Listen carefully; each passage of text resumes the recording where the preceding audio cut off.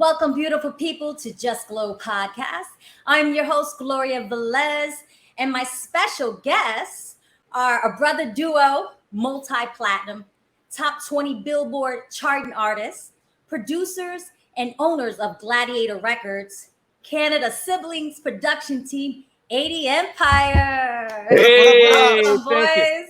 boys. Gloria, what an Did introduction, I miss man. something? No, man. Great. I was like, How much do we owe you for that introduction?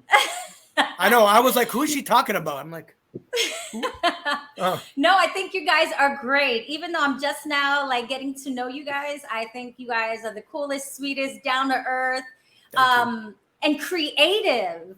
If you guys don't know them, I mean, they do a little bit of every genre of music. And as working with a lot of producers in my life, that's very hard to do. You guys do pop, you guys do house, hip hop, of course. Everybody knows you of R&B. It's incredible. Like, Thank you. thank you. So who is the producer and who is the writer? So I'm the producer. So I do all the physical production and stuff like that. And then I forget, it's like opposites of my hand. I gotta go opposites the point, right? Adrian does is the singer songwriter, but we kind of go both. Like sometimes Adrian will come up with an idea melody wise, and then I'll play it on the keys and start doing it, and then I might come up with an idea, but 100% of the writing is all Adrian. But it's really a shared. Yeah, it's a shared process. Like we're very casual the way we do things and are not super territorial. But yeah, like most of the times it just really happens organically. Either Lucas has a beat or I'll come with a sample idea, or we actually just did a record. Tony Touch just sent his verse the other day. But for the song, we like took a snippet of an old like salsa. I don't even know if it's a salsa song, merengue, but like Akuma Kuma Kuma Chero. But we just like just flipped it. Oh my God, that's but awesome. we flipped it, and I just said something like, "What do I go? I do this for my chicas and my caballeros with the rapis." But then Luke had a beat that he made like a year ago that I'm like, "Yo, Luke, remember that beat?" And so it's really like, yeah, man, we switch it up all the time. Right there, I would thought you were Latino. Like that's incredible that you get that vibe. You got that energy with every song that you do. Like you sent me an R&B track, and it reminded me of Justin Timberlake. That's talent. That's incredible. Thank you. Like you kind of blew my mind. Like how are you guys are not everywhere? Like incredible. Thank you, Gloria. You know what? I've put in my application for the Illuminati. I still haven't gotten it yet. Yeah. No, but I don't think you want to go there. No, you know what? No. First of all, no, thank the salute you. is this. The salute is this. Yeah. No, I'm just kidding. Yeah. No. But no. Fidelio. Thank you for the compliments, sincerely. But I think honestly, with my brother and I, like the reason why we're not further, everyone, there are different levels of success, and people have different perception of success. Yes. Like we're already successful because we live in nice homes. We've got incredible families, but yeah, we're nowhere near where we think we need to be at the musical table. One thing that has restricted us over the years is obviously we're from a different country. Although, the Drakes and the Tory Lanez and all these people have got, are Canadian and are mega stars, successful internationally. One of the things with us is that we never really sacrificed. We've always wanted to be dads, and we always wanted to be fathers. And we did not want, like, my kids I've got 2 daughters. They're already in their teens. And both of us did not want our kids growing up saying our dads were never around. Like we signed a publishing deal. It was a North American publishing deal with Universal maybe like 8 years ago, almost close to 10. And we were going to make that decision and move down to California, and we told our wives, maybe we'll go down there first. But then we're like, you know what? I don't know, man. I don't want it 10 years to go by. And then our kids are like, our dads were never in their life. So we chose being fathers. And I think that's kind of, and I think that's kind of, I don't even want to say halted our success. It's just, I think that like the big success that we think is coming our way is going to come. Amen. It's just going to happen a little later because we held on. I think you're successful, both of you. I just think that I've worked with so many producers, and I think you're more talented, in my opinion, in your production and your writing and your singing. And I'm like, wow, you're incredible. Where have you been? You know, how did I not meet you earlier? And you're about business, and that's so hard. Especially, I don't see you working with a lot of females. A lot of stuff you send were all male artists. And is that something that you don't like to work with females? No, you know, you know what's what's so funny? Funny that you say that. Even though, what Adrian's probably sent you was all male. For the last, I would say, almost 10 years, we not exclusively worked with females, but all the female, all the artists that we had on Gladiator were all female. And unfortunately, and it wasn't just because they're female, that's not it at all, but the ones that we were working with, unfortunately, just all great people, all great artists, just didn't have that real work ethic and that drive. We like this game, and whatever it is, whether it's music, arts, it's a hustle, dance, anything, right? And anything, exactly. It's a real hustle, right. And 6 months of some post on Instagram, and then you're wondering why you're not opening up for Ariana Grande yet. You're going, yo, you gotta do like if you listen to like the singer Her, she was signed to a major in her teens and didn't break 10 years later, and that's with a major. So a lot of artists today don't realize what real hustle is all about. Amen. Right, like sitting on this all day ain't hustling. No, it's not. That's not hustling. It's not. No. Oh, I just did a post. How come it doesn't have? You know what I mean? I'm going to make the time comparison. Consuming, but it's not hustle. No. Exactly. I'm going to compare it to a pizzeria. Because we're Italian and we're overweight. We're Italian. Thanks a lot. Oh, Italian, and I love pizza. There you go, Gloria. When you come to work with us here in Canada, we'll hit up all the pizzerias. No, but it's like a pizzeria. If I own a pizzeria, my name's Adrian. If I own a pizzeria, Adriano's Pizzeria, and I talk about it for one day, and then the next day I'm talking about other restaurants and I'm showing other things, how are people going to believe in my pizzeria if I'm not repping it like it's the best thing ever? And I think that's the mistake that a lot, not necessarily even artists that we've come in contact with, just in general, it takes like Rome wasn't built on a day, and not many people are willing to put the cobblestones brick by brick, because that's just too much. Like, people want to snap their finger, they want to post one video on TikTok and think they're going to get a check for $8,000. Shit doesn't happen like that, man. Like, no, it damn sure doesn't. For a very few, it happens. You know what I mean? But for the rest of the world, everyone's got to do it the old-fashioned way. You got to climb the ladder. You can't take the elevator, but it is what it is, right? And a lot of these artists don't have the love and that passion for it.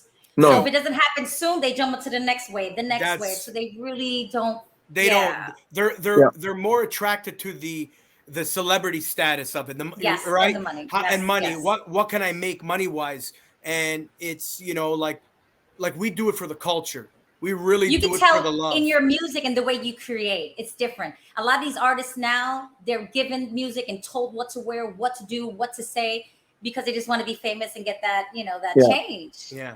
No, we love the art of it. Like Lucas said, like yesterday when I got the email, Tony Touch, and then I heard him rap, and he's like, and then I hear him go, rap pistolero. Like, he's got that, he's got that. Him. That's family right there, too. Yeah, man. Oh, man. Like, I felt like I was like, I felt like I was, 15 years ago listening to the Peacemaker, like so it was just like, we get excited when people send in their verses, You have heavy hitters on your album. And I was just going, let me just say a few names. You guys have Corrupt. You have KRS-One, legend. King Crooked. He is lyrically amazing. John Connor, that's one of my closest friends. Lazy Bone, you guys, I have iconic people, in hip hop. Talk about the album of creating with such legendary rappers that are so lyrical. Was it a pressure? I gotta, be a certain sound? Did you wanted to make it a different sound coming out with these particular, A-listers? I would say for me in hip hop, because they're incredible. I think with us, it's just, we kind of sat down and we're like, who are people that we have a personal connection with? you know, like John was on a single we put out around this time last February called Loyalty is Royal. So we had already a connection with John. So Lucas reached out to him. King Crooked was on our first album, Legacy, a hip hop album we put out in 2021 on a record called Take It Back. So, you know, these are some guys that we had connections to, but other people were just like, who do we see jump in on a song? Who do we think is iconic? Who's obtainable? And yeah, and this goes back to like our love of music. Like we A&R'd, like we really, and shout out to M80, he A&R'd the project. You know, he brought like KRS-One into the fold and Corrupt. But, you know, other than that, like Lucas and I really just sitting there thinking, who do we think would sound really dope on this record, you know? And then also me deciding, okay, the KRS-One, he's going, you know, da, da, da, da, da. So I'm going to spit a verse on that. I'm not going to sing because it doesn't need singing. But with King Crooked, Fallen Angels, like I'll just sing on that. I'm not going to rap. It's good enough for me to sing. So kind of picking and choosing what, and I don't mean this arrogantly, like what superpowers we're going to use for what song with what people, you know? Yes. I love that. And I think that's like with a lot of music today, that art is gone, you know? Like curating a project, like it's not, you know, like curating it, like really going, okay, who will sound good on that? And then I can honestly tell you, like every artist I think we had on the album, we sent them one track, the track that they're on, and they loved it. And like they love it. Yeah, that's very rare. That's very rare. Yeah, I think Corrupt was the only one. We had 2 joints, and we already had MC8 on that Walk with the Giants already. So they're like, well, it's a no-brainer. I got MC8's on it. I'm in, and I love the joint. So that was the only one I think we sent 2 tracks, and he just goes, yo, it's MC8. I love the joint. So I'm gonna pick Gloria, that one. we need you on the next project, man. Yeah. Yes. Oh my God. Yes. I mean, you guys already had me when we talked and you were about business and we talked family. We already connected, and I was like, that's so refreshing to actually, you know, talk about real music and not leer the conversation elsewhere. Yeah. No, you know, that's a big issue for females in this industry. Well, you know what? Like Adrian and I have always been like this. It's like, it's about the business, but it's a respect thing. Like we're here to make great music and, you know, to put some money in our pockets for our families and everything like that. Like we also have daughters. I have 2 daughters. Lucas has 1. And, you know, it's about teaching respect. And you know, you've seen it, Gloria, as a model. You've seen it as an artist. You have stories for days. And a lot of people know and your today story. Too. Yeah. The thing is, people don't change. You would think they would. Yeah, I know. They're older now. And when I go to some of these meetings and I'm sitting with them, and even when we create music, it's like, so what up, Glo? I'm like, what up? You know, I'm like, what up? Like, I sleep with you at 20. I'm not sleeping with you at 40. You know, man. Well, and people also think that, you know, maybe a photo on Instagram that's, you know, sexy, extra sexy, automatically assumes that you're ready to give up the goods. And it's like, it doesn't work that way. Yeah. You know? No, sir. Like, no. You and your brother, have you guys always been creative musically? Like, how did that start? Like in the house when you was young? Yeah, our parents, you know, again, shout out to Gangster P and our dad Julio. We call him Jabu. You know, they you know, immigrants from Italy, but they always had, you know, a love for, lack of a better word, black music, R&B, Black and Latino music, because we grew up with a lot of salsa, merengue. Like, listen, we grew up. I was maybe my son's age. My son is just turned 9. I was probably 9 years old. My parents taking us to see Tito Puente and Celia Cruz. Like, no way! As a kid. My God. Oh yeah, like, you know, and man, Tito on those timbales. His son, I'm good friends with his son. Nasty with it too. We saw his son. Album. We saw his son too. Perform. Tito Puente Jr. We saw him too because he opened up for his father at a place called Harborfront or Ontario Place in Toronto many moons ago, man. My God, R.I.P. to the legend, man. Tito Puente. Tito Puente. Yes. But Yeah. they were like our, you know, our Sorry. parents. I knew you were Yes. I knew you were getting Oh man. Listen, I don't want to hijack. I don't want to hijack the show, but I Latin love music. it. We need that. Oh, when you hear Right, it's that that Latin bass, it's that bass, that It syncopated bass. is. Like You you can't don't help but move. Like it's in your listen. soul, right? Sorry, I don't want to bring down the mood, but it's up in the mood. I don't want to hijack the show, but obviously my brother knows. And Gloria, I told you when we were speaking on the phone, I had COVID really bad, was in the hospital in May for a month. I made it through the storm. But there was a kid who would come and clean my room. And he was from Colombia, but he came just before COVID. He was coming to Canada with his fiance. She dumped him. He was an architect or an engineer. And he told me he worked for one of the best Colombian firms in Colombia. But then when you come to Canada or the United States, when you have education in another country, they don't recognize it. And because of COVID, he couldn't take all the exams he had to do to up his qualifications. But he was an engineer. We started talking, he loved salsa music. So I could barely breathe. I'm hooked up to the thing. But I played, because he's from Colombia, you know, Cali, Panchanguero. And he couldn't believe it. Here's this Italian guy with tubes up his nose and a hospital gown, and I'm like, na na na na na na. Hey, yeah, It's in your soul. It's in the soul. He couldn't believe it. He could not believe it that I was like, yeah. Anyway. Yes, I love it. Yeah. Anyway. But I love your excitement in the way you feel about music, because I'm the same way. I love country. I love rock. Like we were talking about like house music, and I miss that, and you know, kind of like rave music and bass music, a lot of things that we lost a lot of those genre of music. You know, they're not, there's no greatness. The new generation don't know like their version of like parties like house, you know, like is like, you know, Ibiza and these wonderful like lavish things.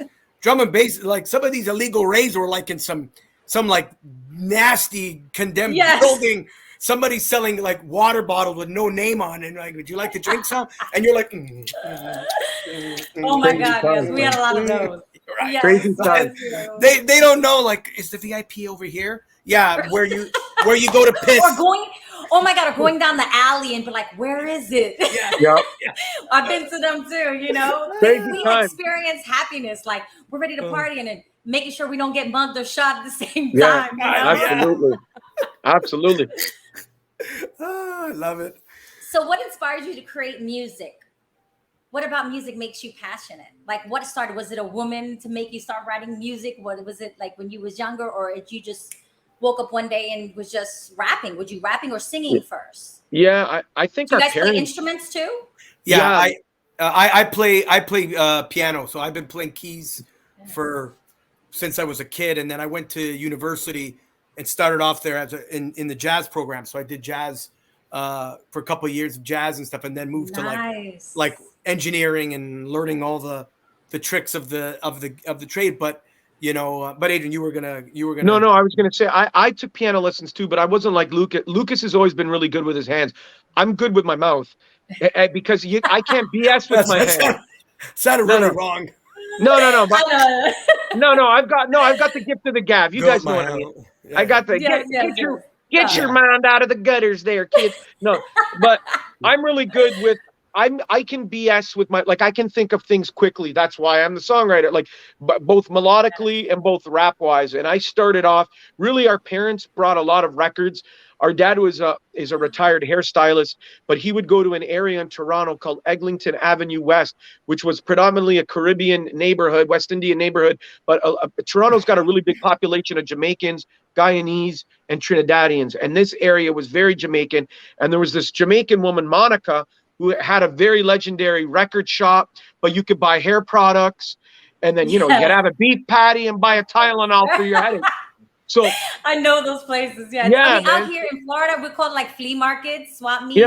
Yeah. But it would be like going to a bodega back in New York City, you know, like it was that would almost be like a bodega, but more of a record shop. But you know, you could eat. Bodega is more like if you want a sub and you can get a Black and Mild, you know what I'm saying? Yeah. You know, but no hair products at the bodega though. No hair. No. It's a little different. But this place had everything in one little shop. It was like a massive convenience store, like little and it went deep, and then it was like a record shop. And you're like, what? Oh, but that was our introduction to music via our parents, and then my dad would bring records. Friday and Saturday nights, it would be dance night.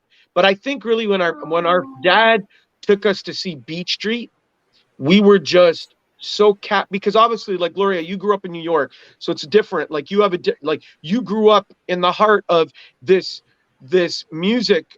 I mean, you weren't there in the beginning with Cool Herc. Obviously, because I'm not that old. No, I was gonna say you're super young.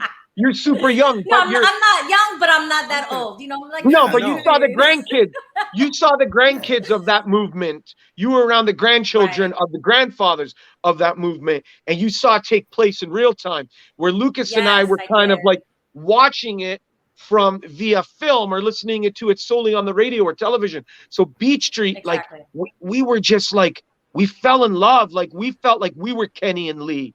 We felt their mother was our mother. Like, eat your eggs before I break your legs. Like we just felt like we thought. Look, we lived in a predominantly Italian neighborhood, and I was the only Italian kid going to school in like a red Everlast tracksuit, red Air Force Ones, like Chicago Bulls, like fisherman hat. What do they dress like usually, though? They were like, geez, like, I don't even know, but like I was the only hood looking kid in the class. Like, you know what I mean? Right, I got you. You had the swag, right? Yeah, you had the swag. And they're like, where did you get this shit? I'm like, down in South Beach. I mean, in Miami. Like, we were getting stuck.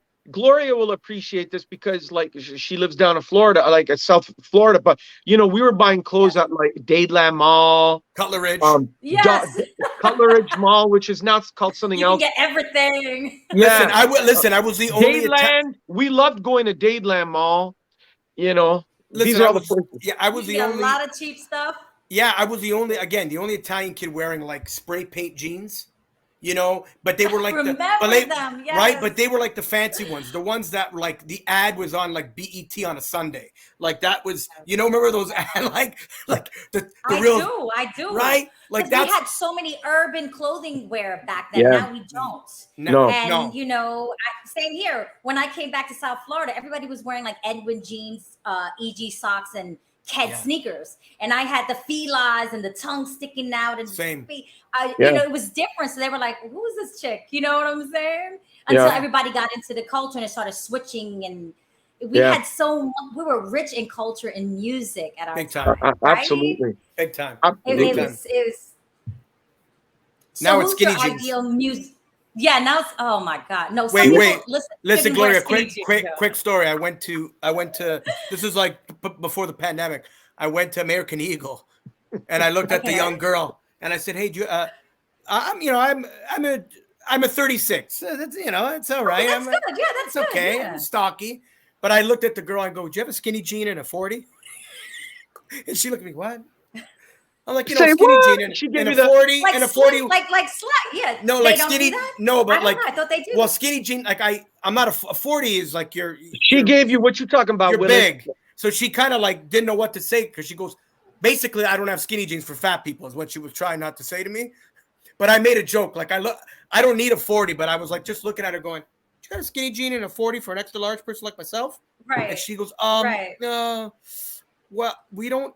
I'm like, I'm just fucking. Don't worry, I'm just joking. Like, and then she was so embarrassed. 40, they don't have like small, like like slim fit or. They don't have for. They don't have for big and tall like myself.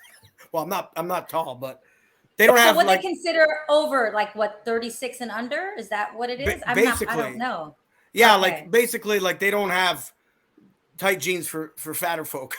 In that particular, so that I was playing with her mind. That's a lie. I've seen a lot of people. Oh, I know. In these streets wearing tight jeans, and they like over 40, size 40 though. I mean, they don't fit. Listen, they don't. I think people.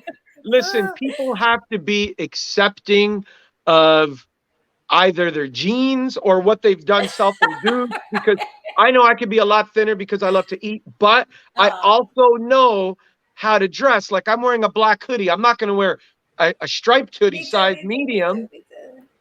Yeah, but you're wearing a hoodie because you're choosing to. I'm wearing it because I know the only that's all we can. only thing that's gonna make me look half decent. You could love to eat. It's just portion control. That's all. You can eat everything. Yeah, that's what my dad says. Fuck it. Yeah. And is he in shape or no? Oh yeah, he is. Oh, he is. Oh yeah, that's great. Our dad is like. But dad doesn't like to eat like us. No, but our dad has fluctuated maybe 5 pounds his whole life. That's it. Oh, that's incredible. We fluctuate like 25 pounds. But it's different because you know what? But it comes down to like our dad was extremely poor. Like he had 10 brothers, actually 12 brothers and sisters. 2 twins died at birth. But in Italy, at one point, because so many of them, like my dad's oldest brother died last year. He was like in his 90s, and my dad's 73.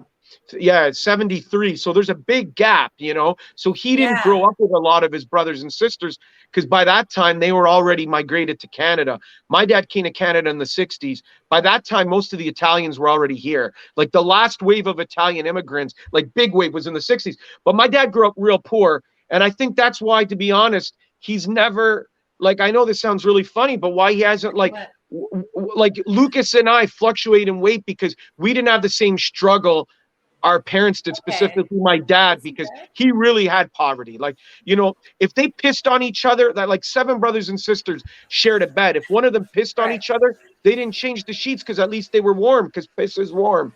You know what I'm saying? Like, I mean, no, after that it gets cold, brother. Yeah, well, you know, but you know what I'm saying? So I thought when you said that, I thought you were going to talk about R. Kelly. I'm like, where are we going now? No. You're bringing it to. Oh my God. No, but some people will fluctuate. Like if they're poor and then they finally get money and they overeat because they didn't have it. So I guess it's you know what? Our dad just has good genes. Our dad you know what? That's my point. that too. I was trying to make some anthropological thing. Scratch what I just said, man. Yeah. No, I love it. I wanted to know this. Who's your ideal musician you would love to collab with? I think right now, obviously, there's a lot of people who are dead that we would love to have worked with. That, oh yeah, for sure. But I think it's someone right now. Dead or alive. Who is that already passed, and then someone that's present. Okay, I'll say presently the entire roster of the Super Bowl halftime. Right.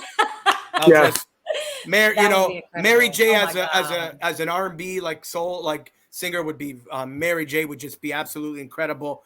One of my favorite as a producer is Dr. Dre. You know, it just how we sonically put everything together is just incredible. Genius, right? Yeah, and Eminem, Snoop. I mean, we're greatest.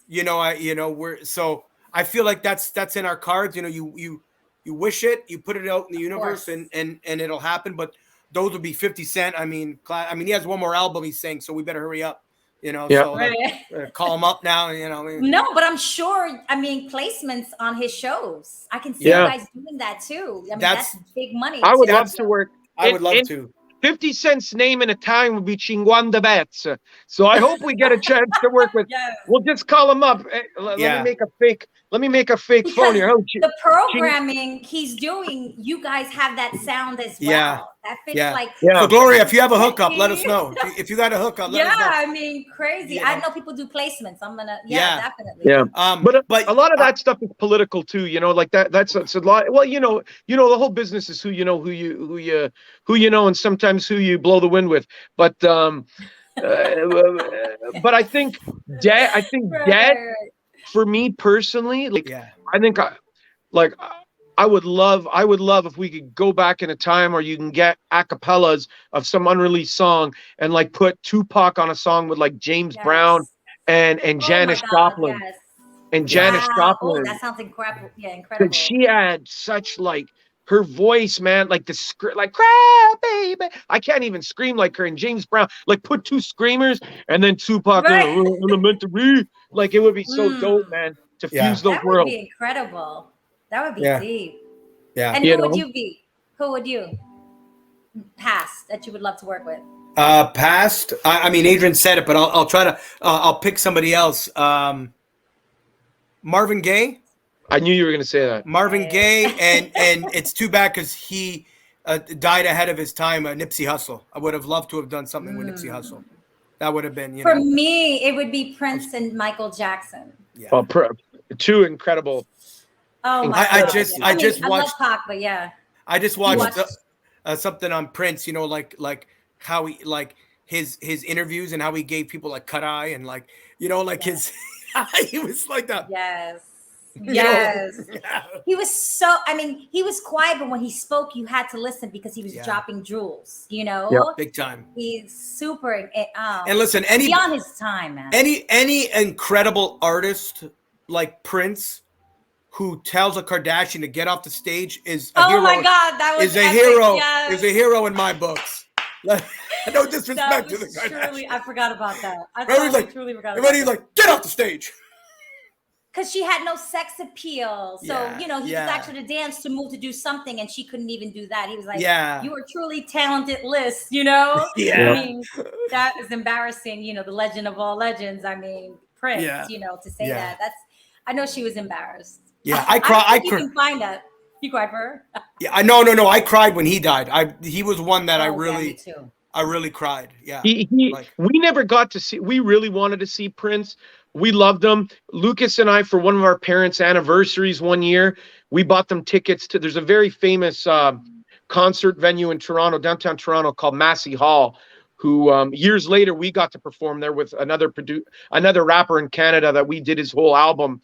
So we sent our parents to see Prince. So we're really happy that we got to do that small little thing for our parents, because I really loved Prince was just so damn funky, man. Oh my God, yes. I met him when I was 19 years old. He was dating a friend of mine, and he was always quiet. He was always the same, but very cautious. I didn't understand why at then, because I was still new to the game and absorbing everybody. Sure. And he had a look of female through all his life that I seen. Yeah. Petite, small, short, fit, high heel.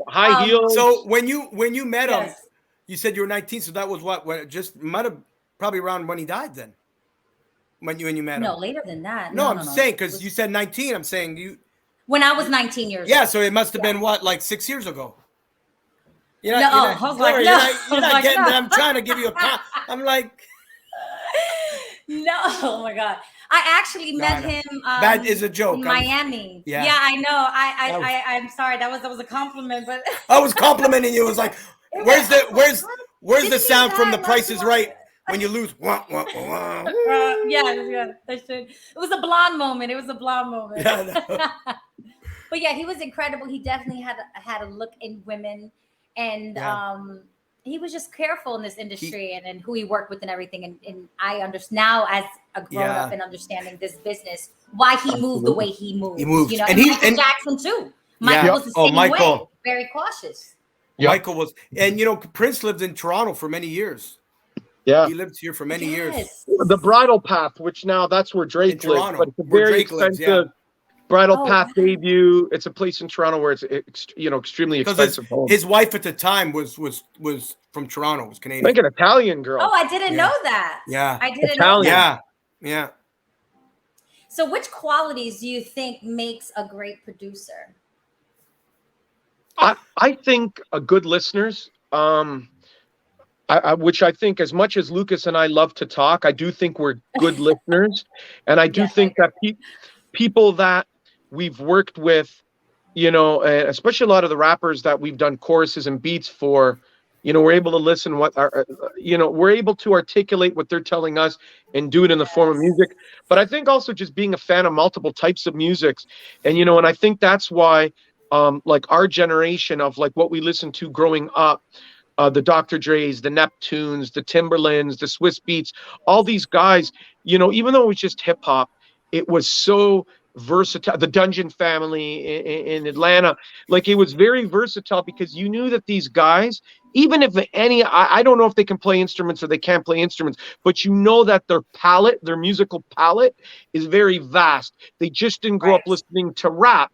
You could hear like a Timbaland because he fuses so many Middle Eastern and different sounds that he grew up, if not growing up listening to that Southeast Asian music, he definitely went out there to research it. And so, yeah, I think being able to be open to different sounds and not just tunnel vision, you got to be able to look all ways. Yeah, I totally agree. I think you nailed it. I think, but I think, like you said, and I think, like you said, you don't have to be a virtuoso player, but I do believe, a real producer should be able to pick up an instrument, whether it's a piano or a guitar, a set of drums, and I think that's the problem with today. It's like, every, and even with singers too, it's like everything in the world is technology. Well, the technology today is incredible because it allows us to the three of us could put a song together tonight, have it up by tomorrow, and people around the world can listen to it, which is incredible. But the con of it all is that technology has also allowed people to be less creative. I mean, less talented, right? And autotune is great. Everybody uses it, but learn how to sing. So when the bread and the butter that will keep your longevity of performing and touring is there, right? Speaking of that, sorry, I got to cut you off. It was Adrian always cuts me off. No, we cut each other. We finish each other's. We're the rapper. I do that to my brothers. I do that to my. Wait, who's the oldest? Who's the oldest? Who's? I'm just curious. I'm the older. Yeah. That's why. He wants it.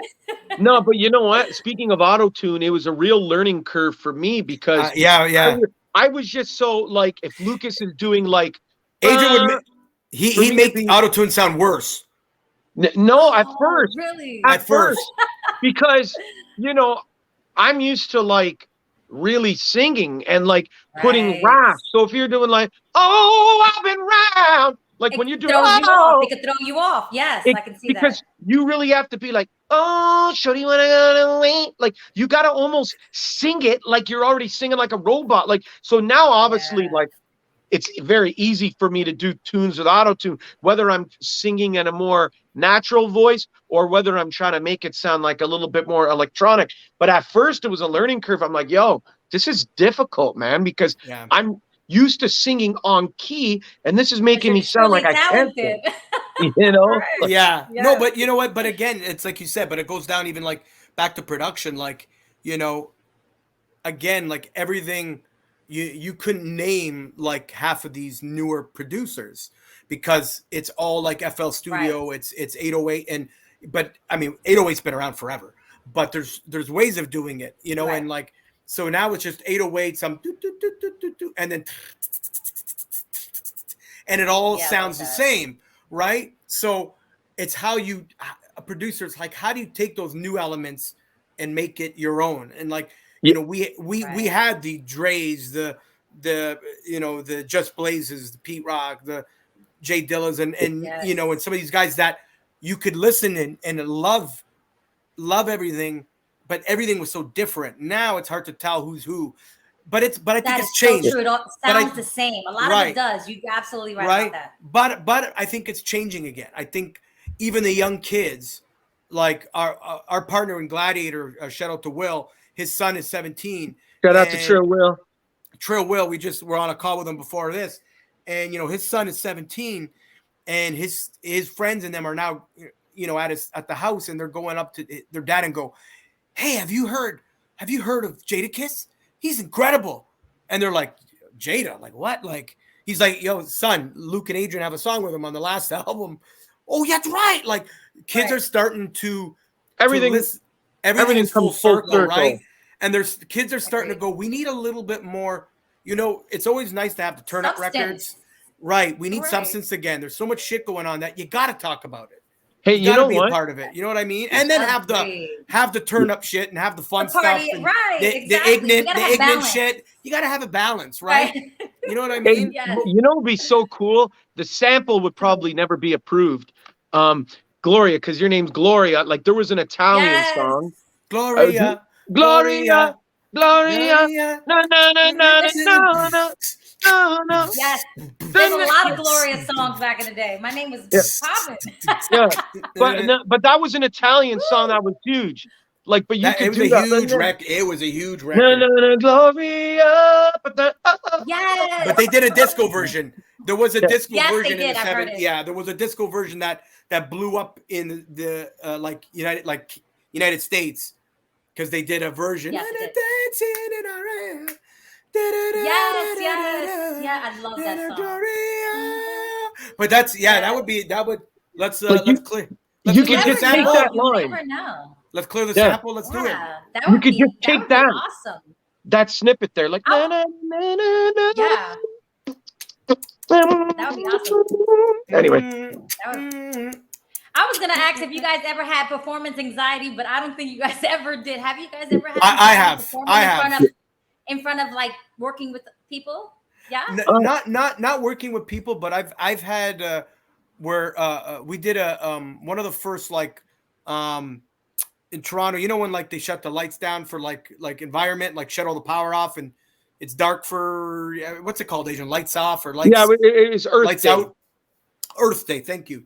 And so we performed and we were doing a song and it was just acoustic, like piano. I was on the piano. We're talking about like 20,000 people like at this outside by City Hall in downtown Toronto. It was in April. My hands are freezing and I'm playing. Yo, I think it was even earlier than that. It was cold, man. It was cold, but like, you know, April it wasn't February, but and maybe end of March, but it was cold. Right. And all of a sudden my brain went blank on the chords for the chorus. But because Adrian and I were born first on the stage, like in bands as kids, like performing in bands and shit like that, we always know how to like I tell young artists, never do like a, oh God. Like I never, knew, right. I knew that he forgot that Don't part. tell on yourself. He knew I screwed up, right? So all of a sudden I went, and I went, and Adrian's just like, all right, everybody. It's like you were fast. That's awesome. And then my brain went, oh, wait a sec. Now I know. But that was the one time where I went, oh shit. No, where I started panicking for a second. I'm like, oh shit. Where I was real scared back in the day, we sang the national anthem at quite a bunch of events in Toronto. One was the Rogers Centre with Sky Dome where the Toronto Blue Jays play. So Major League Baseball. But we got there and it was just like, oh, you're going to be because the acoustics here are horrible. It's a big stadium and it's outside. You're just going to be lip singing. So we had like 3-part, 4-part harmonies. So we're like, it was great. People thought we were like, how in the hell are you guys singing so amazingly with all those harmonies? No, because say, can you see? But we did like, say. That makes sense. I mean, yeah. But say that you suck, but it's because the sound system wasn't built for that. But at the Raptors game, at the Scotia back then it was the Air Canada Center. Now the Scotia Bank, where Raptors, it was the Raptors against Miami Heat. We did a sound check on the floor, and I think or the ramparts we watch. I said over the ramparts instead of I don't know. He comes up to me. He comes up to me with his, with his headpiece, and he's like, line 4, the over the ramparts. Make sure you don't make a mistake on. So when he said that to me. Like, I just listened to him and I said, yeah. We had jeans on. If I was wearing shorts, my calf muscle was doing this. When I was singing, Lucas and I, you would never know. Like, I'm like, oh, the ramparts where you want. Like, you would never know. But my legs were like. I wanted to pull a Fergie. Whoa. I was so happy. And have Sway the Remix God come out. Sway the Remix God.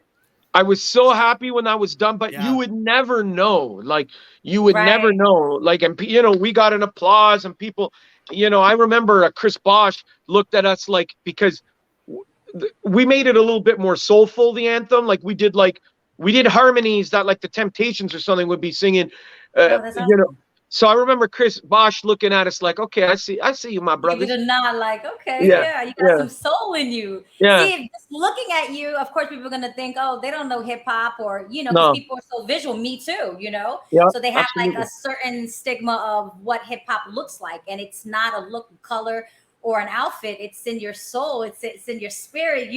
Like a lot of people, it's all of us. Absolutely. And you have it. Like certain songs that people don't understand, like you both are totally super creative. Like certain songs you really sing like Justin Timberlake to me. Like on certain joints that you send me, I was like, who's that? That's not you, right? Thank you. You have to look twice, Yeah. That's incredible. Thank you. Okay. I was gonna ask, because you both are very family oriented. When you do travel, how do you handle, leaving home and your children? Because it's hard for me. And some people don't even think twice of looking back. So do you guys travel a lot, like when you do production or touring, like especially with this new album? Yeah, because COVID has really put like the clamps on the traveling, because there were so many restrictions. And at a point at a point where it's just like, just to go on a plane, there's like so much paperwork. So it's just like, and then I got especially sick. leaving Canada, right? Are you guys even allowed to leave? Like, now we're allowed. Yeah, we're allowed. Now we could drive to the border, like we could go through the border and stuff like that. But like really, like 2021, 2020, no one was traveling really, unless you were like. Like some mega superstar and you have your private plane, but not many people were traveling from this country anyway. And then 2021 happened and things looked like it was getting better, but then it's like the Delta variant and this variant. And then, January, February, March, and then April, we all felt sick. But then May, like full blown, like Lucas felt sick for a week, but was okay. My wife, no symptoms. And then I was sick. Right. And people differently, right? And I'm in good health. Like prior to this, it's like I don't have high blood pressure. I don't have sugar, diabetes, cholesterol. Right. So this really like knocked me out. And so then that put on like we wanted to travel in the fall, because this album came out in December. So we wanted to start traveling like in the fall, but it just I just got off my blood clot medication like in September. Because that's what COVID did. It gave me, and there's no history of any of this stuff in our family. Like there's no blood clots. So that's why, like, it really, like someone like myself who's been healthy his whole life, other than when I was a kid getting ear infections and tonsils. Right. Little things that, kids get. Kid stuff, So now we're feeling, physically, I'm still not 100% physically, but I'm a lot better. Now it's more like the mental aspect, but now, now there's a lot of opportunities where Lucas we got to get back on a plane. Yeah. Because that album is incredible. You got to push it. People got to see your face and start, performing these songs, Yeah. Exactly. Absolutely. Yeah. Exactly. Absolutely. But they definitely have to hear it. But before the pandemic, like when we would travel and stuff like that, it's always hard to leave your little ones, right? Like, I mean, they're getting bigger, but they'll always be your little ones, right? Of course. But Adrian and I are very lucky that we have amazing wives that they're very supportive. They're very supportive. I mean, I've been with my wife since, I don't want to date myself, but she was 18 when I met her, and so we've been together a long time. So she's been through all. And he was 8 and 9. I was, what's his name? I'd love to hear that. In this industry, marriages don't last long. They don't last. No. I would sing to her all the time. Make it last forever. I love you. No, same with my wife too. Because you don't want that, and it's hard to achieve that, especially in our industry. You know what it is? What I find. Sorry, Adrian, you were going to say you mentioned. No, my wife is extremely supportive as well. This is the thing that people don't realize. Lust and attraction really is a short-term fix. It's like a druggie. You go do the drugs, but then what's the end result? Like ruining your life. And so the same thing with this. Listen, we're all human, and you see someone. We're all human. We see something we can't afford. We're like, I know I can't afford that car, but can I make it? Well, I'll get a down payment here, and I'll get a line of credit here. And so it's I say that every night when I open up a bag of Doritos. I can't afford that. But it's the same with that. It's the same with relationship. Everything seemed everything they is start really off with a lie. A lot of people, they start off yes. with a lie, or portraying something that they're not. You're not really family oriented, or you're not really outgoing, No. and she is, and you portray something in the beginning. And that Yeah. was my problem, my relationships. Like, you know, they weren't really family oriented. I'm really a mom. A lot of these girls are not moms, you know, they travel and you're like, where are your kids? You haven't been home in 6 months. You know, they're at grandma's or titis or, you know, I'm not that type of mother. So a lot of them, I didn't do things like, no. I got to go home. I got to do this. That's not my lifestyle like that. This is see, we're the same. We're the same. You know, and it's hard to find a relationship like that respects it and understands it. You'll laugh. Like there would have been, you know, multiple times where we did a show or something like that, and like we were in Atlanta doing something where this is way back, and the promoters and everybody wanted to take us to Magic City, you know, the most notorious, right? I've been there. Yes. Yeah, and you know, Adrian and I were going. I'm like, and don't laugh. You know, I call my wife and I say, honey, just so you know, we're going to Magic City. Right, just in case paparazzi pictures. No, she's like, you know, and I'm like, just letting you know, like, she goes, have fun, because I know you. Like, she goes, I know you. Right. I'm not worried. That's important. Have fun. So important. And that's what always made it for us. Like people are like, oh, you can go. I'm like, yeah, because our wives know, like, we're not. Even if I'm talking to somebody and laughing and having it, that's all it is. But also now that we're also I mean, this was our philosophy even before we had children. But you know, also having children, what example does it show to your kids if that you have no respect for their mom? If we're out there thinking we're teenagers, and we didn't even do that when we were teenagers, like, you know, marriage is not, a relationship is not for everyone. So then I agree with that too. And it's different rules for everybody. You know, absolutely. It's not, it's not clear cut. Yeah. It's not clear cut. The template is different for everybody, but you got to be honest with yourself. If you know that you are not going to be monogamous, that you like having, you know, you like enjoying all the food at the buffet, then be honest. Then don't eat a la carte. Eat at the buffet, and that's it. You know what I mean? Right. Yeah. I totally. I wish more men were honest, and women too, because women are catching up to men with the lies and everything. You know, that's beautiful. But also, that you guys have a strong foundation. That's so important, especially being creative, because it can kind of throw you off. Well, you know what, too. And I think people don't like you were saying, like, you know, it starts with lies and things like that. Like, that's why all these, you know, reality shows, like, you know, 90% of or 99% of all these, you know, bachelor bullshit shows, they all break up, because not every day is by the fountain, the gorgeous fountain in the hills of Hawaii or Tibet, and you know, you're just like, oh, this is you know, there's today we'll be eating sea bass with a tortellini truffle sauce by the river. It's those days of like, I don't feel good right now mentally. I don't feel good, or like going through what we all went through, and Adrian, like or the days of like, of, you know, those days where you feel down and depressed and shit. Yes. And it's your significant other, whether my wife or me, that are there to help you on those moments. That's like counts. Like Gloria, like Amen. Yes. Like the COVID stuff has really brought me like down because of how sick I was and recovery.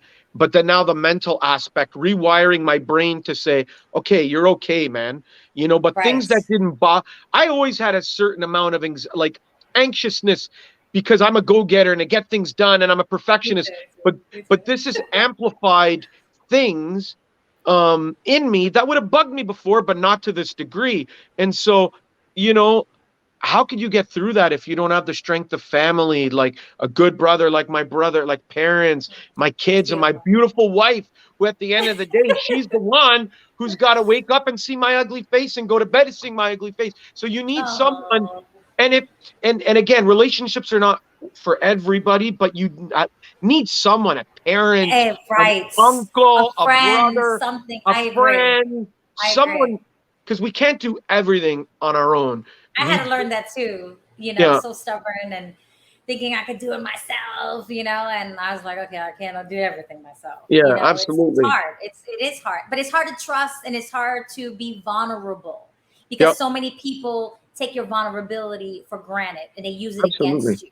So you got to be Absolutely. careful. I mean, Absolutely. you guys have wives, so you guys are set, which is amazing, but it's hard to start over and you know, be a little vulnerable to really open up to find someone. And people take advantage of that shit. It's hard. Absolutely. Your family does.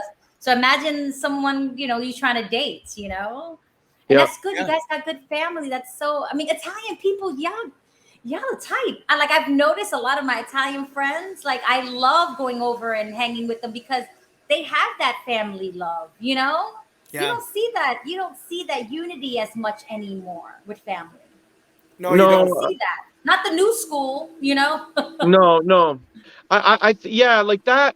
We're not really traditional Italians, like what people think of, like, hey, what's the matter with you? Like but No, what, I know. I don't get that from you guys. Making some no, sauce. no. But the Do you guys traditional. like pasta? Oh, I fuck love yeah. pasta, man. Meatballs? I love a Of meatballs. course. No, but the traditional thing that we took from like our grandparents and all these things is that family. Like it's Family, so work important. ethic. Like to me, Yes.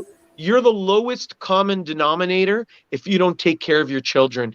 If you don't phone your mom. Please say that again. Yeah. Please say No, that again really. to all the Say fathers it. and mothers. It's not about the clothing. It's not about the bags, Yeah. the red, You know, and then bottles, they the jewelry. They keep doing right, this, like, and then they do that, that you know, anniversary post on Instagram with their kid that once a year yeah. just What to the show. fuck is that? No, and then you're you the get mad lowest. when the mom's asking for child support and she lives in an apartment. You live in a Listen, mansion. Like, what the fuck is Gloria, wrong with you? before we did the podcast, I was at the stop sign 6 houses down picking the kids up from the bus from school. So that's, I love that. you know what I But- mean? I applaud men to be active in their children's life. I have two deadbeat baby daddies. I didn't do one. I got two. But Yeah. I waited 15 years. I waited 15 years to have the second one. And I still fucked up. It's all right. I mean, Listen. yeah, all right. it happens. It's all right. And you know what, Gloria, love is like, I don't want to sound like Dr. Phil here, but you know what? There's no expiry date to finding love. Yeah, I agree. And you know, everyone's journey is different. So maybe you had to go through this because who knows, maybe I'm trying to think, do we have any nice Italian cousins that are single Yes, for it? please. Who do we know, Luke? Family oriented, likes to work out, you know, has to be active, you know. You lost us at working out. Yeah. None of us. I think it's like important. Well, I can get them to like it. I think it's important to, like, you know, to work out and do things as together. That no, exactly. No, that's exactly. That's I absolutely think that's what important. makes it work. Like, you know, I think that's why a lot of people in the industry date each other because they can understand each other musically, or, you know, dancers date dancers, actors because they understand, you know. Yeah, absolutely. So I'm into fitness, and I think for me, working out release my stress, and when I get anxiety or whatever, when I don't work out, I get high anxiety. See, Gloria, for me, it helps. Gloria, I'm gonna be Dr. Phil for a second, and you tell me if I'm over. Tell me to shut up if I'm overstepping my boundaries. I'm ready. See, you first of all, you're very identifiable. If anybody is in the, like, you know, who watch like the Big Pimpin' video and that era of hip hop, they know who you are. You're a very recognizable, you know, person, public figure, but also you have a presence. You're 5'8", you're in shape. And so you need to find someone who is not going to be jealous, who's going to say, okay, I'm very fortunate. I'm with this like, first of all, they've got to love your personality. But then if you look at the look size, because if people don't know you, they know you for your looks. They might not know who you are as a person. They identify with, you know, you in a music video or different acting or whatever. But that's the thing. It's finding someone who is going to see past all of that and say, and is not jealous and really doesn't care about the attention, because it's very difficult. And so that's why, like, it's almost sometimes you got to find someone who's not in that kind of arena and is like, who's kind of like, just kind of stumbled, like met you at the grocery store, didn't know who the hell you were. That's what I'm thinking. I agree. I think that's what I have to put it in God's hands, because I've done dating apps and men lie. Oh yeah. And I did men lie. Age, pictures, everything. And even they were businessmen, lawyers. I try to date outside of the industry, and there's a lot of assholes. There are. There are. Because so many women are after money or after this, and I'm after love and family and growing and so different from a lot of what women are trained now to think differently. Like, oh, there's no real love. There's no happy after. There's no this. And my state of mind is different. I want to grow old with someone. My mentality is different. A lot of women don't have the same wants and needs that I want. They want that fast life. You can't buy me a Birkin, baby. That's not real love. Yeah. That's not love at all for me. You know what? You know what's funny? This is gonna sound funny, but like it's something like the grocery store, a bookstore, like the unlikeliest place, because a gym, someone could be I don't like talking in the gym. That's a no for me. No, because that's the thing. You're working out, right? And for you, it's a passion. But for you, like people who are super in shape, like yourself, that's a part of you. Like that's part of your like mantra as you, as Gloria Velez. But other goofballs go there. They just want to take the pictures. They want to like flex. You got to meet someone at a bookstore. And you know what? There's a lot of dudes who are super in shape that are like reading books. You got to go somewhere like totally different. And then someone might just pop out of the sky. Like, you know what I'm saying? Like, yeah, I'm praying on it. Yeah, man. We'll find you another Italian guy.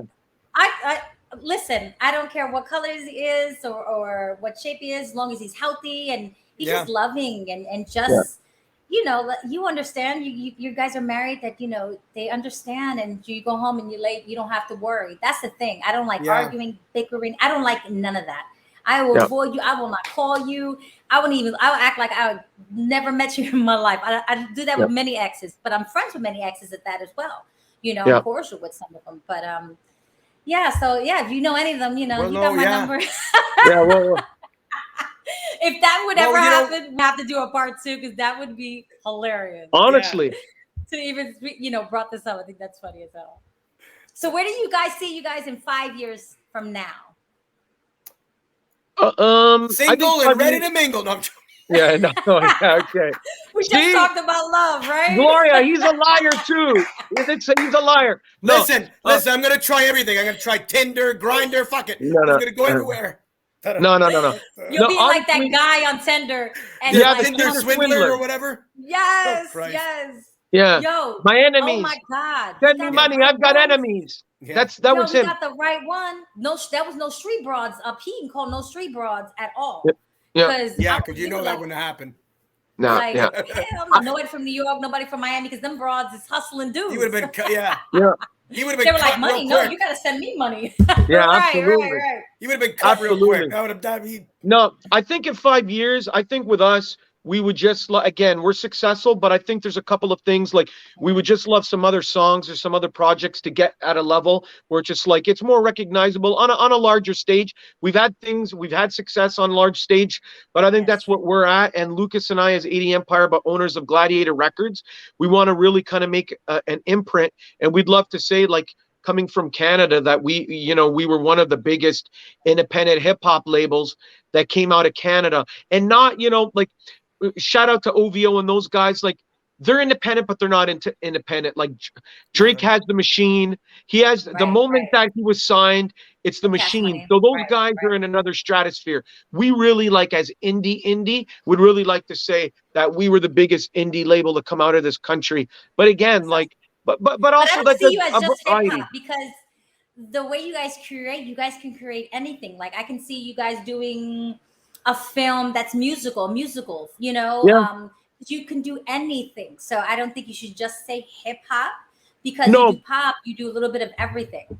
That's the thing. And we want to get the stuff out. And that's the thing too. Like, we've written scripts and we've done things, like we actually wrote a musical called Bully the Musical for kids. So, like, we want to get some of these things, lifted off the ground. You know what I mean? And we just want to put out as much good quality art as we can, and hopefully, cement a legacy. Wait, isn't Dino Ranchers from Canada, that cartoon, Dino Ranchers on Disney?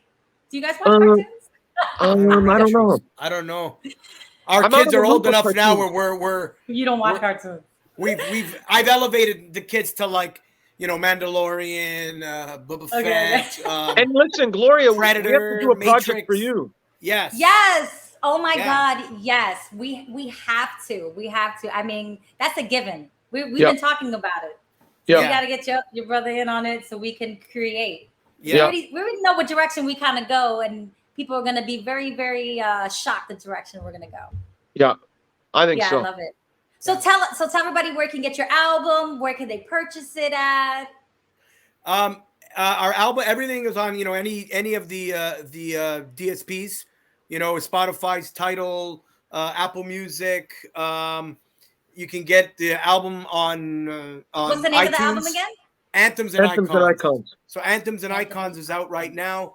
CDs are available at fatbeats.com. Just type in 80 Empire or Anthems and Icons. CDs Oh my God, officially I launched. I love that. This Friday, February 25th.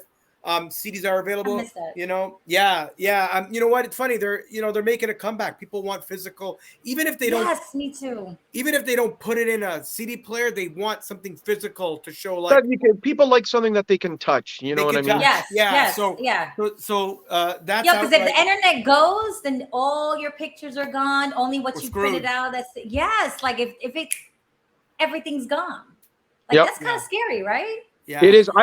I you know what, Gloria, listen, thank God these phones weren't around when I was a teenager, though. I'll just say that. Me too. Oh, Me Jesus. too. Remember 411 if you was lost and you know you had your map, like a real map, or you like past McDonald's and then in the second MapQuest. Taco Bell, right, you know. When it was we didn't have Google Maps or the iPhone. It was MapQuest. We were like we printed like 9 pages of sheets just to know where the fuck we were. I think we've become though like extremely like too dependent on technology as a society, and I think that a lot of people's mental health is suffering because a lot of kids' parents are working late to pay the bills, and who's babysitting the kids? Well, the cell phone is, the TikTok is, the Instagram is. So for females, they're seeing an unrealistic picture of what they have to be as a female, and they're doing things and maybe dressing and doing certain things where they don't have to do that. But everything that's shown in their face is showing that that's what they have to be. For guys, you got to be a certain way to be. And so a lot of kids are being raised on this false perception of what you need to be as a male or female, a false perception of wealth, like that wealth. I could sit here and just make money. Yes, some people do, and all the power to them. But most people have to get up, work a 9 to 5 to a living, grind, do some sort of a hustle. You know what I mean? To be able to live in a home, to keep the lights on, to pay a cell phone bill, to pay your utility bills.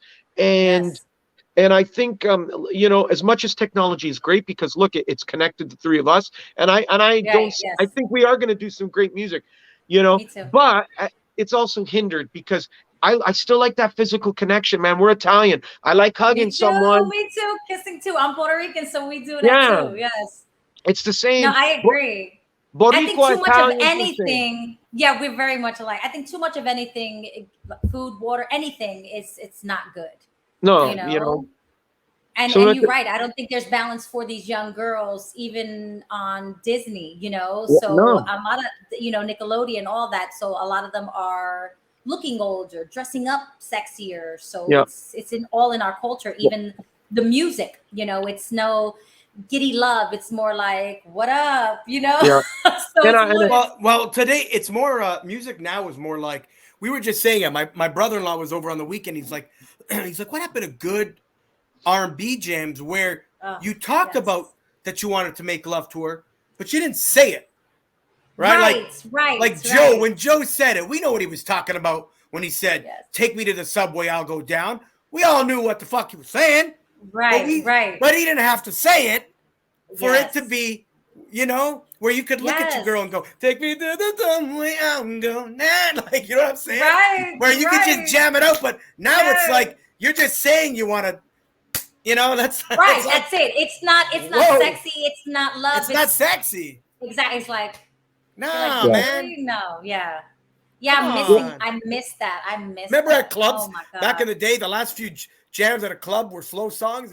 Yes, that's how they closed out the club. Yes. Everybody's dancing just to calm down the environment. People slowly move and leave out the doors. Yeah, I don't even go to a club anymore, so I don't even know what's popping. And I never wait. And if I do pop up, I leave early. I'm in there for like an hour and a half, and I'm out. And then you bounce. Yeah, man.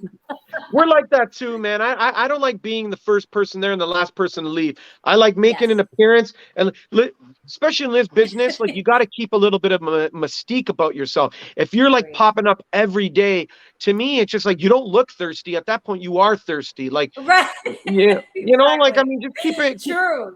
Keep it low. And I got to be honest, Lucas is more gregarious than me. Lucas loves people more than I do. Not that I don't love people, but I could very easily be content living in Europe in an apartment in the middle, like in a cobblestone street, hanging out with antique people.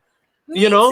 I see myself like that too now. I mean, I changed. I love the city before. I love Miami's cool too, but that's where I see myself. Maybe like in Switzerland somewhere. And telling you, man. With nobody. Yeah, I like mentality when you grow up, it changes, right? Yep. Yeah, I love people, but I love my distance too. Yeah, you know why? I'll tell you this, and that's why, again, back to relationships, we're so lucky to find that the women that we've had, that we have as our wives, Lucas and I, because people complicate your lives. And we have high expectations of people, but that high expectation is never reciprocal. Lucas and I never get that same love back from people. And you see it all the time, like, because we're very quick to like embrace people and love them because we try to see the good in everybody. But that good is never really reciprocated. So we're a little bit more like right now, like we're watching who we invite at the dinner table because we're never invited back to theirs, you know? Right. So we're very. Oh my I'm God! a little bit more. You're preaching to me right now. I swear to God, yes. I'm a little bit more precautious. You know, I'm kind of like, you know, wait, like what sign are you? Just curious. Just curious. What sign are you? I'm a Cancer. I'm Sagittarius. Cancer. I'm Sagittarius. Me too. When? What day? December 18th. December 3rd. Too sad. Too sad. Yeah. My ex is a Cancer. My ex was a Cancer. Okay. We're very emotional. A lot about you, buddy. No, I'm just kidding. Very emotional. Jesus. Emotional. And Sagittarius, we like to have a good time. Like we're like part of. Like we do. We know how to brush things off, and you guys get along, and but then you're better as, of course, not in a relationship. Yeah, like Bert and Ernie. A Cancer, yeah. I could never date my brother. It would never work on so many levels. It wouldn't work. Well, not just that. You know what I'm saying? I'm saying personality-wise, definitely not. Yeah. Yeah, we have a joint OnlyFans, but nobody's subscribed yet. Nobody wants to see that shit. No. It's like two hippopotamuses on the people are paying Gloria. People are paying my brother to take the site down. He's so stupid. My wife doesn't even subscribe. She's like, I ain't looking at that shit. What is it? Swipe left when you don't want to. What is it? I don't even see. I don't even know either. Who knows? I don't know. I don't know. I really don't know. Who knows? I never went on Tinder. I was going to, and I asked my fans, and they were like, "Hell no, don't do that." Yeah. No. Yeah, I didn't even. I'm telling you, it's Gloria. too much work there. I'm telling you, if you're in the market for someone, it's gonna happen when you least expect it. Yeah. Adrian's on Grindr. My brother. No. When you least expect it. Listen, you know how I met my wife? Listen, before my wife, I went on a lot, like I was in university, went on a lot of dates and stuff, and none of it worked. And the slightest things would turn me off about something. It could be something that like, I'm very particular, and it could be something they said that just like, really, I'm like, like I remember once going on a date with a girl, and she's already asked me when my birthday is to plan my birthday. I'm like, I just met you. Yeah, that's too much. You know what I'm saying? Overpossessive people is out for me too. So it's funny, I was in a course at York University, one of the universities in Toronto, and I was in this, in university, like whatever degree you were doing, you had to take a certain amount of courses. So I had to take a certain amount of social sciences, and I wanted to get into ancient Rome, but Toronto has a lot of Italians, so that class was booked. So the next class that I thought looked interesting was the women in society. And everybody, all my friends are like, you just did women in society because you wanted to meet girls. I'm like, I swear to God, I did not, because I have apathy and empathy for different people's plights. Do you know what I mean? And like for women, like even back then I realized, like, you know, whatever, sexual misconduct in the workplace, the unbalance of unequal pay. But anyway, there was a girl in the class, and literally it was our last week. It was like maybe 2 days and then the exam, and then I'm done university. I'm done my schooling career. And she's like, you know what? I've got this friend. I think, because she was asking me what I liked in girls and blah, blah, blah. And it's funny. Like, I always, like, before my wife, I want a girl with extensions to her hair, bamboo earrings, at least 2 pair, a Fendi I was explaining like what type of girl I dated, because I didn't really date a lot of Italian girls. I always dated like, you know, mulatto girls, Spanish girls. Like my girlfriend for a long time before my wife, like years before her, was a Colombian girl. So I was explaining, and then she goes, oh, my friend is mixed. She's half Trinidadian, she's half German. And so, but she's describing her friend. So she gave me her number. I phoned her. I had actually, for this class, I had the exam the next day, but I already knew I was doing well in the class. I talked with her for like 2-3 hours. We went on a blind date. I phoned my brother, and you're going to laugh, and my mother in the washroom. We went to this place called the Lava Lounge in Little Italy in College Street, Toronto, which is no longer there. I phoned them, and I'm like, I think this girl's the one. Gloria, I knew within a month. But prior to my wife, I thought, you know what? I'm never going to get married. I probably will get married at 30. I'll probably buy a condo downtown and be single. And no, man, marriage happened to me early. I got married at 25 and been married ever since. Weird. Maybe all men need to take that class. Honestly, man. It's so weird. To appreciate a woman. You know, I think that there's a lack of appreciation of what women go through, and, you know, all that's on our plate and how many hats we have to live daily. Yeah, it's a lot. And we make it look easy. And we're always moving. We're never sitting. I'm always doing this. I'm always doing that, worrying about this. And our minds are always moving, but we don't put that pressure on other people. We just endure it because we're the mother. We're the daughter, you make it work, man. Yeah. Listen. And men just feel like it's no big deal, you know? Yeah. But if you hired the people, everything that I do, you couldn't afford it. Yeah. You know? Well, listen, my wife, I won't tell the whole story. It's too long, but we met at an amusement park. Oh. We were both working there. Like I love that. I was 19. She was 18. Wow, teenagers. I was 19 going on 20. You know, I'm 25 now, so. You wish, buddy. I wish I had that, like, teen love, or I wish I had that. She's half Chinese, half Cambodian, and our kids are beautiful mix. Yeah. Yes. But we met like that, and you know, ever since, right? Like but like you said, like having that person, like she said, I remember she said something to me when she was like 21, 22. She's like, and we were already doing music for so long, even before that, like already like high school and bands and doing stuff and recordings. And she goes, you know what? I'll dance with you till as long as you want to do this music. That's important when they support your dream and your passion. Big time. That's truly important. And I think I only had one real relationship, and we lasted the longest, over almost 4 years. That he was like, "Go ahead, babe. Let's. You know, I'm with it. I'm stand behind you." But the other ones were intimidated and jealous and not supportive. Yeah, so that's it was doomed to fail. Yeah. That's why, Gloria, you got to find someone that's not in like any level of entertainment. That they're just like totally, like. You know what I mean? Like, you just gotta find someone totally like something almost like opposite, like of what people would think, or where you would think that you would meet the person. Because, but like you said though, you've met guys that are lawyers and things like that, and a goof is a goof, whether they're whether they're a muscle duck or a little shrimp. Like, listen, it's difficult. Listen, I don't envy. Listen, I don't envy, like, honestly, women have a lot of bullshit they have to deal with, and I don't think guys really know. And I don't think you really understand unless you're empathetic, but I don't think you really understand until you have children. Like, you know, because I'll be like, you know, could I have returned a phone call to a girl when I was a teenager, early 20s? And, you know, like you go on one day and then Shame. the girl likes you and you don't like, you know what I mean?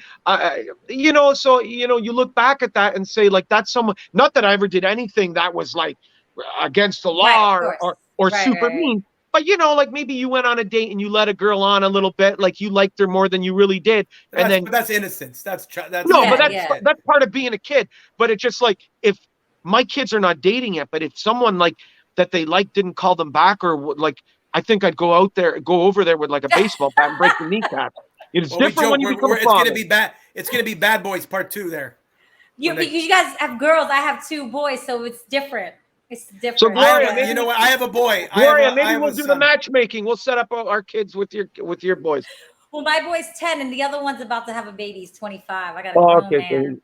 So he's off the market. He's off the market. Yeah. Yeah. Oh my God, this was incredible. I have to tell you guys, awesome. You guys are amazing. Please go get their album.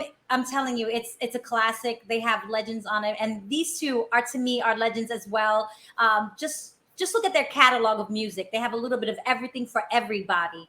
And I will post it as well, so you guys, and tag everything so you guys can hear all their music. And blessings. Thank you for blessing my podcast. Thank you, Gloria, for having us on, man. This was fun. This was great. Let's make some great music. Yes, no, that'll be the next. Like, seriously, yeah. I'm serious. Like I am totally stoked to work with you guys. Yeah. Yeah. No. Likewise. Likewise. Let's do this like a Zoom where we could talk about ideas and all that stuff musically. Yes. Yes. Is like, this is good. Like we can do this again, but like not personal. Yeah. Minus the record. Personal. Yeah. Minus the cord, right? Minus the headphones. Yeah. Well, thank you guys for listening, and don't forget to just glow.